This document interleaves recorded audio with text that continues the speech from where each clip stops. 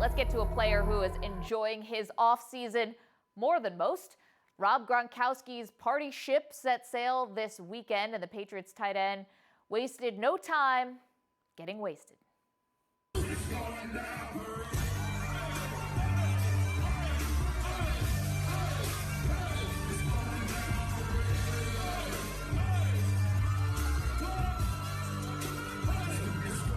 All right, we can only assume that parting gifts from the party ship include a raging hangover and maybe a trip to the VD clinic.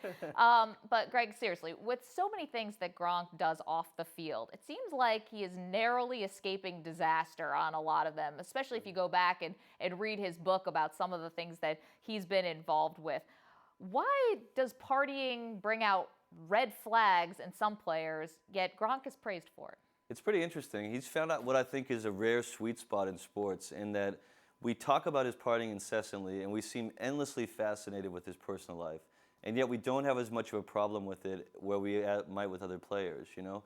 I think part of that is that Gronk, has played at such a high level that he's always, going to score touchdowns and catch passes when he's in the lineup. And I think part of it is we're just endlessly fascinated with Gronk in general. And so I think in some ways he does get a pass for some of that stuff.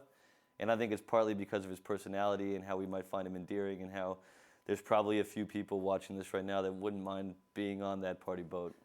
I'm sure, but is there a fine line that he's walking? And if so, how long can he continue to walk that line? I think it's the finest of lines, because here you have a guy who's been hurt in his career, a guy that has missed time and missed games in his career, and the first time there's a slip up, some sort of incident, a DUI, he has the party bus for that. But anytime, the whole history will be cited anytime it comes to one incident. And so what he has to do is stay out of trouble, stay endearing, and those clips certainly show that he looks healthy out there. Yeah, healthy, agile, all of the above. Greg, thank you so much. We're going to leave this with a look back at my interview with Rob Gronkowski, where we went through some of the finer points of his off-the-field exploits. Watch this. Your brother Dan's bachelor party in Las Vegas. You're in the club. You know where I'm going with this. You're in the club, dancing on the platform. You slip and fall. You fall into a girl. She goes backwards, falls into a glass table. It shatters.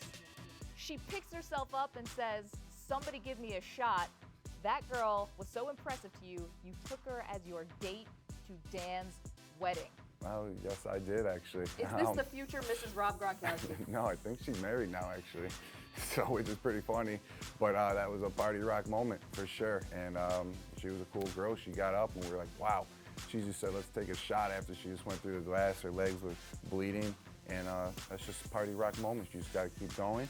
You get knocked down, you got to get right back up. I remember we just got back from like a party or something, and my brother just takes the soap and just puts it on the ground, and who knows how it even started. And the water all over the place from the sink, start spraying it all on the walls and on the floor. We just collected many bras that were up in the trees. We hung them up. We had like 8 to 10 at one time. It was fun.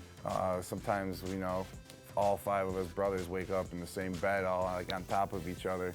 Some nights when we go out, we don't know why we choose to sleep all in the same bed when we have 5 beds or all around us. We're just ridiculous like that, and we wake up and we're like, oh, hey bro, good sleeping with you.